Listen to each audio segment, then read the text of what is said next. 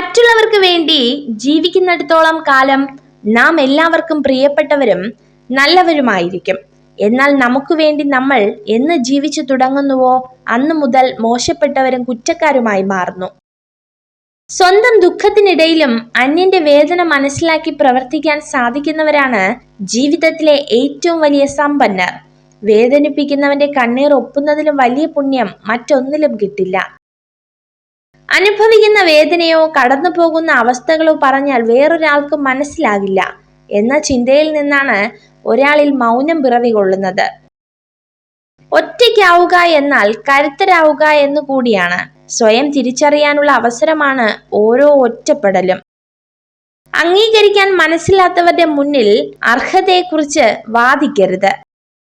കുറ്റപ്പെടുത്തി കണ്ണു നിറയ്ക്കുന്നതല്ല, കൂടെ നിർത്തി കണ്ണുനീർ തുടയ്ക്കുന്നതാണ് യഥാർത്ഥ സ്നേഹം. തോൽവിയിൽ തുടരുന്നവരല്ല, തോൽവിയിൽ നിന്നും വീണ്ടും തുടങ്ങുന്നവരാണ് ചരിത്രമായിട്ടുള്ളത്. ഒറ്റപ്പെടുത്താനും കുറ്റപ്പെടുത്താനും എളുപ്പമാണ്, പക്ഷെ ചേർത്തു നിർത്താൻ അത്ര എളുപ്പമല്ല. കാരണം അത് നമ്മളെ മനസ്സിലാക്കിയവർക്കേ പറ്റൂ.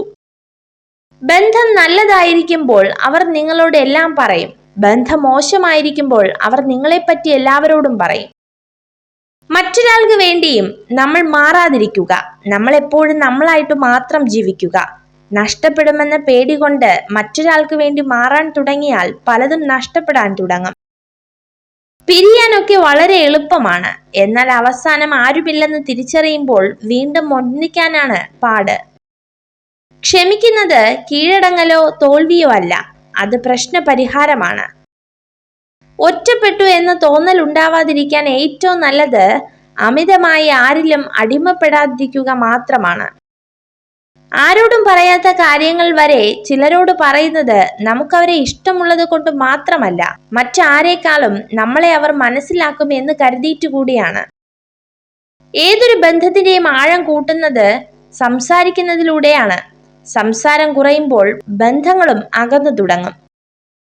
നീ അവഗണിച്ച ശേഷവും ഒരൽപ്പം സ്നേഹത്തിനായി പിറകെ വരുന്നവരെ അവഗണിച്ചു പോകരുത്. വംശനാശം സംഭവിച്ചുകൊണ്ടിരിക്കുന്ന അത്യപൂർവ മനുഷ്യരാണവർ. വിജയിക്കാൻ വാശി നല്ലതു തന്നെ, പക്ഷെ ദുർവാശിയായാൽ ഫലം വിപരീതമായിരിക്കും. ഒരു സ്ത്രീയെ പുരുഷൻ എപ്പോഴും ഓർക്കുന്നത് അവന് അവൾ ഏറ്റവും പ്രിയപ്പെട്ടതായതുകൊണ്ടാണ്. പ്രതീക്ഷകൾ ഇലകൾ പോലെ ആവണം, കൊഴിയും തോറും പുതിയവ തളിർത്തുകൊണ്ടേയിരിക്കും. നിങ്ങൾ ഈ വീഡിയോ കണ്ടതിന് നന്ദി. ഇതുപോലുള്ള കൂടുതൽ വീഡിയോകൾക്കായി ചാനൽ സബ്സ്ക്രൈബ് ചെയ്യൂ.